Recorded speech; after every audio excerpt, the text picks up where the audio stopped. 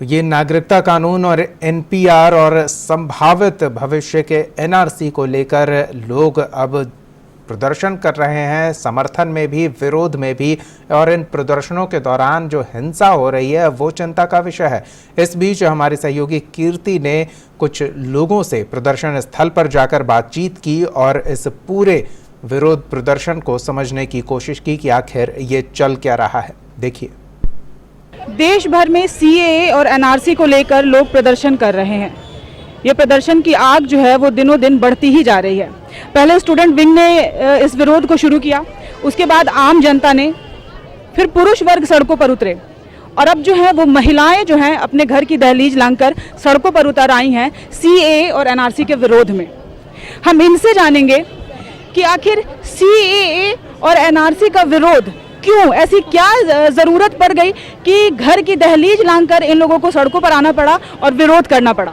इसका विरोध हम इसलिए कर रहे हैं कि हमारे आने वाला कल जो है वह सुरक्षित नहीं है, हमारा भविष्य असुरक्षित हो गया है। हम यहाँ के हैं या नहीं, इसके लिए हमें सबूत देने की ज़रूरत पड़ेगी।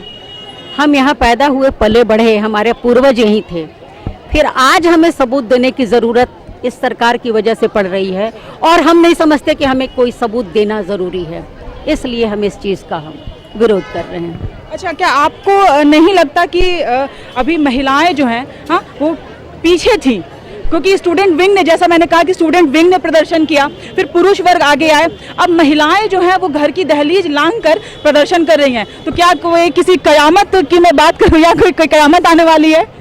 कयामत नहीं, महिलाओं की जो शक्ति है, जो ताकत है, उसका प्रतीक कहा गया है उन्हें। उन्होंने अपनी शक्ति का प्रदर्शन किया है और कोई बहुत बड़ी बात नहीं है। उनके पास जो था उन्होंने वो दिखलाया। तो जब जब महिलाओं ने शक्ति का प्रदर्शन किया है तब तब कोई ना कोई तूफान जरूर आया है और तूफान आ गया है। आप देख रही होंगी पूरे देश में हमारी बहनों ने मोर्चा संभाल लिया है।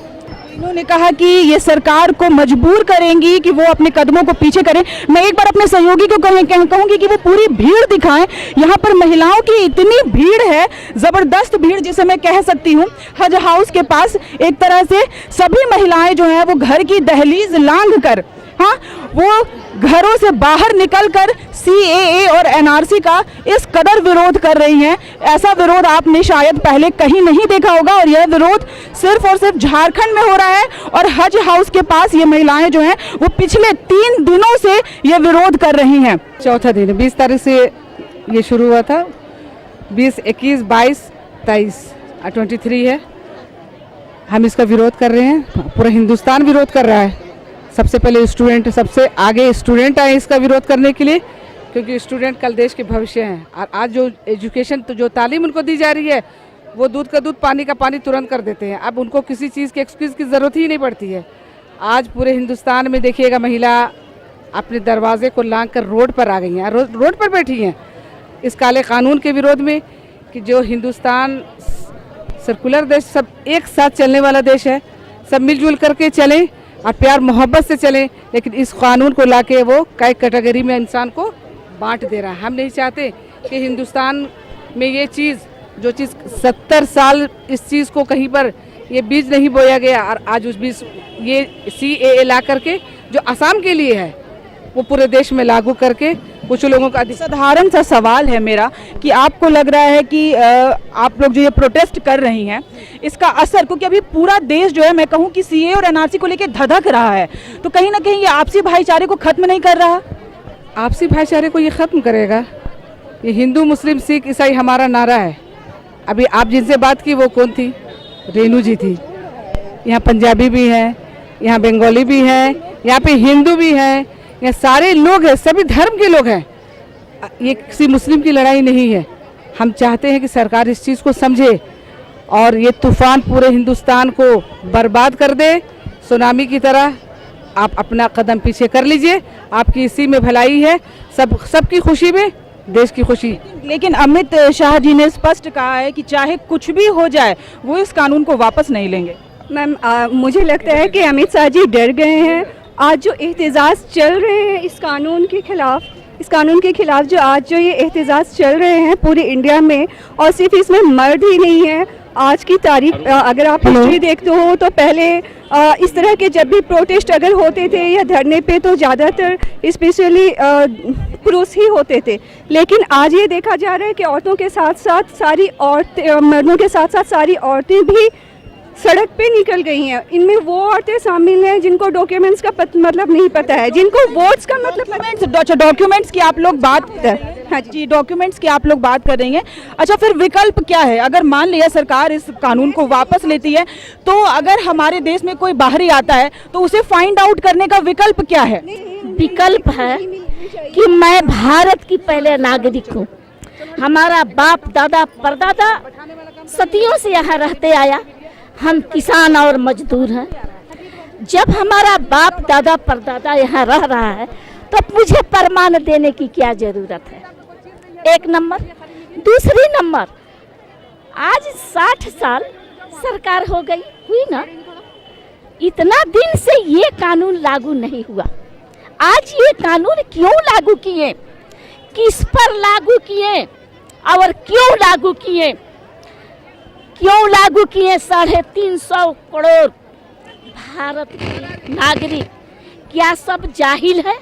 क्या सब अनपढ़ है? क्या सब रोड पर है? आप क्यों कानून लागू किए? ये कानून हम नहीं मानेंगे, नहीं मानेंगे, नहीं मानेंगे। आपका कानून चलने नहीं देंगे। अमित शाह कहते हैं कि जो हम कहेंगे करके रहेंगे, क्या हम भी ठान दिए हैं कि मर के रहेंगे, एक एक खून को देंगे, लेकिन ये कानून लागू नहीं होने देंगे। लेकिन सरकार की जो मंशा है वो साफ तौर पे ये दिख रही है कि वो किसी भी तरह से ये कानून वापस नहीं लेंगे, क्योंकि हमने दिल्ली में देखा, दिल्ली में प्रोटेस्ट हो रहे हैं, हमने लखनऊ में देखा, लखनऊ में महिलाएं सड़कों पर उतर गई हैं, और अब झारखंड में भी। लेकिन अभी तक सरकार का एक भी ऐसा बयान नहीं आया है जिससे उनके बयान से ये साबित हो कि वो किसी भी तरह से इस कानून को वापस लेने में अपनी सहमति दिखा सकते हैं। तब भी आप लोग अडिग हैं, तो आप लोगों को क्या लगता है? मेरे को ये लगता है कि हम अपना कानून लेके रहेंगे। देखिए, हम जब रोड पर निकल गए हैं तो हम निकल के रहेंगे, और ऐसा बात नहीं है कि हमें कहीं कोई जगह नहीं आता है। हम जाएंगे, पहले कोर्ट है ना, सबसे माननीय कोर्ट है।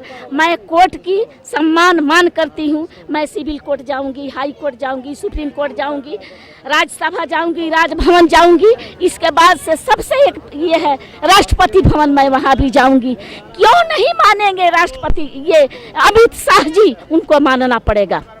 हमारे 350 करोड़ भारत की ये आवाज़ है, उसमें सभी लोग तो एक जैसा नहीं है, इसलिए। ठीक है, तो इनका कहना है कि ये लोग देश की आवाज बन रही हैं और ये राष्ट्रपति तक जाएंगी, कोर्ट का सहारा लेंगी। इनका कहना है कि लेकिन ये कानून जो है वो वापस लेकर रहेंगी, ये कानून वापस लेकर रहेंगे। आपको क्या लगता है, आपके इस प्रोटेस्ट का कितना असर अभी दिखा है और कितना और दिखेगा? हमारे आवाम से लड़ाई नहीं है, हम आवाम के चलते मरने आए हैं। सब मरेगा तो हम कहीं यहाँ रहेंगे?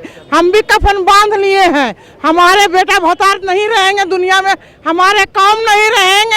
ये सरकार अच्छा कहर कहला रहा है, बच्चा बच्चा थू थू कर रहा है। इस सब का बोलिए, ऐसी लगा दिया तो कभी नोटबंदी कर रहा, कभी काला धंधा वाला करता है। ये सरकार कहला रहा है।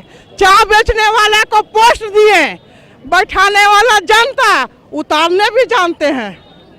क्या हिंदू मुस्लिम का लड़ाई नहीं है, हिंदू मुस्लिम भाई भाई, पर मोदी सरकार से लड़ेंगे।